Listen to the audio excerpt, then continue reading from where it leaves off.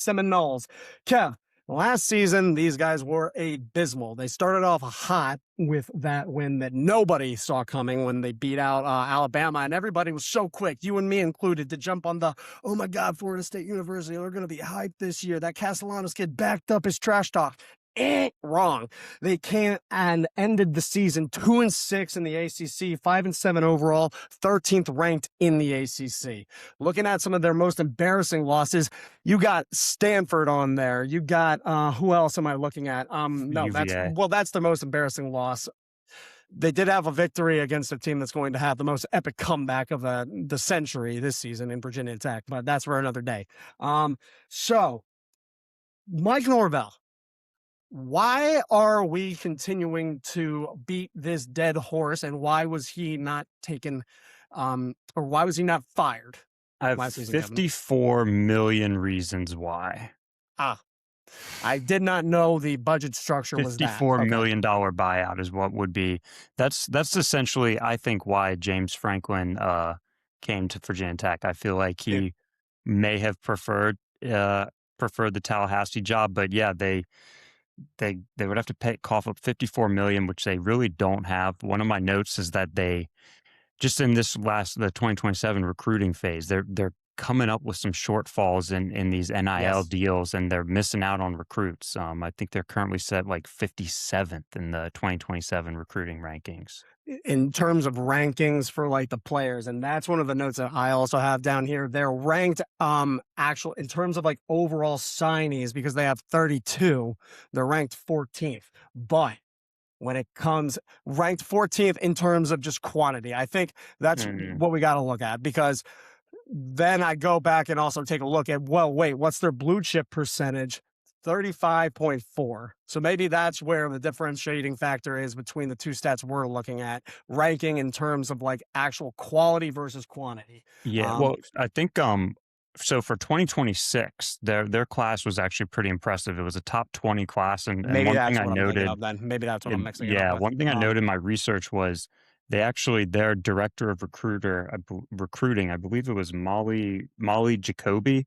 She just left for Oklahoma. So, not that it's all the director of recruiters, wins and losses, but that 18th ranked class was when she was still here. Now she's moved on to OU, and their 2027 class, the next one under this new recruiting director, is sitting 15th in the ACC, 57th nationally. Oh, that's bad. Okay, so maybe that's the woes of the 2025 season coming to catch up with them a little bit. Speaking of Oklahoma, man, did you see how John Mateer looks right now? Yeah, I think you think you might have gotten on something.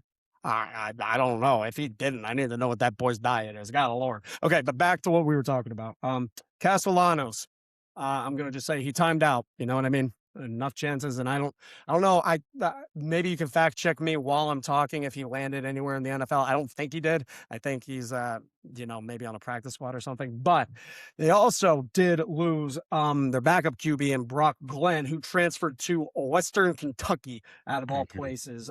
Their top running back, Gavin Sawchuk, he went and left to Northwestern. I hope he has a terrible time there, only because the new offensive coordinator is the worst person in all of football, and Chip Kelly. Chip Kelly, not Brian Kelly. That's a close second. Chip Kelly, yeah. Chip Kelly and Brian. Maybe there's a thing with coaches with the last name Kelly that are just awful people. Yeah. Okay. And so some of their retentions, the biggest retention is obviously, you know it and I know it, Deuce Robinson. Biggest producer as a receiver last year. He's going to remain the biggest producer for Ashton Daniels, who's coming over from Auburn by way of Georgia Tech. Or wait, no. Just Auburn. Right. Yeah, I believe so. Okay. But yeah, wait, did you actually no, that's a Florida fellow. I think that's a Florida fellow you're thinking of. Yeah. So we'll get to that later. We will get to that. No, that's Eric Singleton Jr. You're right. But yes, Ashton Daniels, but no, he's coming from Auburn too. 1,000%. Okay, we're spending too much time talking about this. You want to hear something depressing? They had the second most transfer portal departures in the Power 4 programs on a team that didn't have a coaching change. Dang, that's Yeah, that I guess that's because they didn't have a head coaching change, but they did have an offensive coordinator departure, and I feel Yes. like that Malzahn losing an retired. OC or DC can cause that kind of exodus. But yeah, I I I do think there is a chance for Florida State to build some momentum this year with Me what's too. left of that 2025 recruiting class and then the 2026 recruiting class that was Yes. solid. It's kind of it's not their last stand, but like things are gonna look pretty grim, not Yes. this next season, but the season after from everything I've seen. So it's I don't know if Mike Norvell can save his job with this team.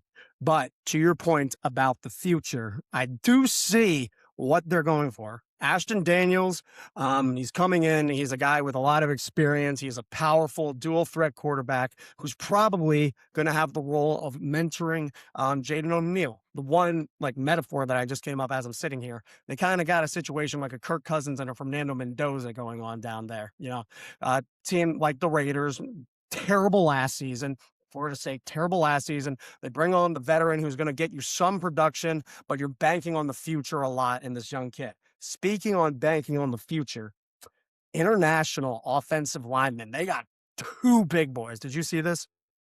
oh Okay. no, If you didn't, that's I see fine. they brought in Xavier Chaplin, who was at one point a Virginia Tech Hokie. So No. that's all I had So on the he's O going to be the line. best player on the team, obviously. Probably, yeah. But no, on the offensive line, and I love this because it reminds me of Jordan Mailata. They brought in a guy from New Zealand named Nakia Hepi. He's a true freshman. He's going to be starting. He is 6'7", 379 pounds. And Mm. then another guy In who's that a heat, British fella, a British good old chap, who is Luke Francis Jr. That is 349 pounds, 6'5". do they know how hot it gets in Tallahassee in the They, Panhandle? he- if anybody can handle it, it's a guy from New Zealand. Probably not the Brit. Um, That's wild. but no, and look, here's the other thing that worries me. They had a lot of good production on offense last season. Um, when you average it out. However, that's because Gus Malzahn just whooped up on the like sleeper teams. They had 775 yards against Kent State. That's like Dan Lanning levels of just hatred for the little guy. You know what I mean? So to your point, can Harris continue that train with just kind of a hodgepodge and losing the players that you have had most of your production come from? I don't know. I haven't had a chance to look into what Harris's resume is. I know that Mike Norvell, his morale has got to be in the sink right now. Like Yeah, they're and I calling for mean, his head. looking at their schedule, it's not like they have an easy schedule this year Nope. to And maybe that's a bank some good wins. segue, I think, because we've already spent like 8 minutes I talking do. about I the have team. one last thing. Sorry. One Go ahead. last little bright spot is that for this. So they brought in as a special teams coordinator Adam Shire from UNLV.